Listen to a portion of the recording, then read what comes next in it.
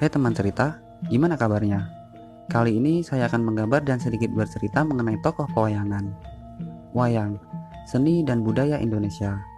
Budaya itu harus dijaga dan terus dilestarikan. Jika hilang budaya kita, maka akan hilang juga kecintaan kita terhadap bangsa ini. Walaupun sebagian dari kita tidak begitu suka dengan pewayangan, mungkin cerita nanti hanya untuk sekedar mengetahui atau mengenal tentang pewayangan. Dan mungkin saja sebagian dari kalian ada yang sudah tidak asing lagi dengan beberapa tokoh pewayangan. Kali ini saya akan membuat cerita bergambar yang mengisahkan salah satu dari tokoh Punakawan, yaitu Semar. Semar ialah nama tokoh utama dari Punakawan di dalam pewayangan Jawa dan Sunda. Menurut Wikipedia, Semar dikisahkan sebagai pengasuh dan penasehat para kesatria dalam pementasan cerita Mahabharata dan Ramayana dari India. Meskipun nama Semar tidak ditemukan dalam naskah asli pada kisah tersebut, karena Semar merupakan ciptaan tulen pujangga Jawa.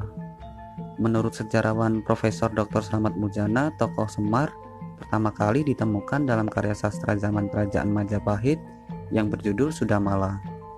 Semar memiliki nama lain, yaitu Ismaya, Saronsari, Badranaya, Nayantaka, Unta Prasanta, Bujogati, Janggan Asmaranta, atau Semarasanta. Dan watak dari Ki Semar ini penyabar, jujur, ramah, dan juga suka humor. Semar memiliki simbol dualisme dan bentuk tubuh atau fisik yang sangat unik, seolah-olah menggambarkan jagat raya. Tubuhnya bulat seolah-olah simbol dari bumi. Semar selalu tersenyum, namun matanya sembab, menggambarkan sebagai simbol suka dan duka. Wajahnya tua tapi gaya rambutnya kuncung seperti anak kecil, sebagai simbol tua dan muda. Ia berkelamin laki-laki tetapi memiliki payudara seperti perempuan, menjadikan simbol sebagai pria dan wanita. Dan juga dia penjelmaan dewa tetapi hidup sebagai rakyat jelata, sebagai simbol atasan dan bawahan. Dia berdiri tapi terlihat seperti jonggok, yang menyimbolkan kedudukan penguasa dan rakyat jelata. Dia selalu menyembunyikan tangan kanannya di balik badannya yang berarti menyembunyikan kebaikan dan kelebihan yang dimilikinya. Semar adalah putra Sang Hyang Tunggal dan Dewi Wiranti atau Rekatawati. Semar memiliki saudara, yaitu Sang Hyang Antaga atau yang lebih familiar dengan sebutan Togok, dan Sang Hyang Manikmaya atau yang lebih kita kenal sebagai Batara Guru. Konon, ketiga bersaudara ini berasal dari telur yang bercahaya. Jadi ketika dipecah oleh Sang Hyang Tunggal, telur itu pecah, kulitnya menjadi Togok, putihnya menjadi Semar, dan kuning telurnya menjadi Batara Guru.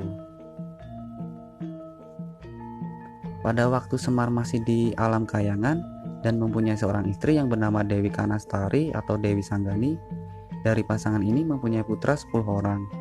Yang pertama Wungkuam atau Bongkokan, kedua Temboro, ketiga Kuera, keempat Wiraspati, kelima Siwah, keenam Surya, ketujuh Candra, kedelapan Yamadipati, kesembilan Kamajaya, dan kesepuluh Dambarstuti. Semar merupakan tokoh pewayangan yang sangat lekat bagi kehidupan manusia, khususnya orang Jawa, sebagai sosok bijaksana dalam situasi dan kondisi apapun. Hal itu dapat kita lihat dari berbagai peran Semar sebagai penengah bagi setiap masalah yang muncul dalam lakon wayang. Selain Semar, juga ada Gareng, Petruk, dan Bagong, bisa disebut Punakawan. Mereka adalah anak-anak dari Semar itu sendiri, lebih tepatnya anak angkat. Punakawan memiliki berbagai makna yang melekat pada penamaan pertokohannya. Dalam karya-karya para sastra pujangga Jawa mengisahkan beberapa versi tentang kelahiran atau asal-usul Semar. Dalam perkembangannya, derajat Semar semakin meningkat. Rata-rata para sastrawan menyebut tokoh ini sebagai penjelmaan dewa. Namun secara simbolis, tokoh Semar digambarkan sebagai masyarakat biasa yang selalu menjadikan spiritualitas dalam menjalani hidupnya. Masyarakat dengan berbagai macam latar belakang yang berbeda, mampu mencapai spiritualitas yang tinggi, juga menjadi orang yang dapat menempatkan diri pada tempatnya. Semar ialah rakyat biasa, namun untuk masalah urusan batin dan lain sebagainya, sudah mencapai tingkatan dewa.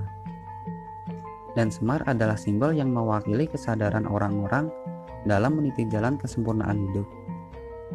Dalam setiap pementasan wayang, Semar seringkali menyampaikan kata-kata bijak yang memiliki filosofi tinggi.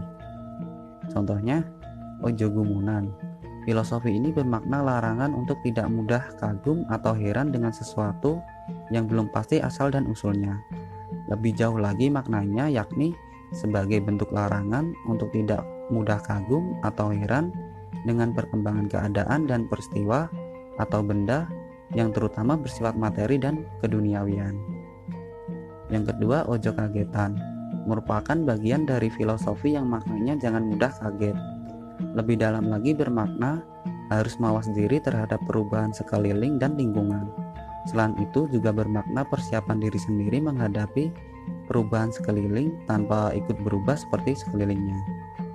Yang terakhir, Ojo Dumeh merupakan pesan yang bermakna jangan mentang-mentang atau sombong. Lebih luas lagi bisa dimaknakan agar tidak sombong dalam menghadapi lingkungan di sekeliling. Baik teman cerita, begitulah cerita gambar dari tokoh pewayangan Eyang Semar.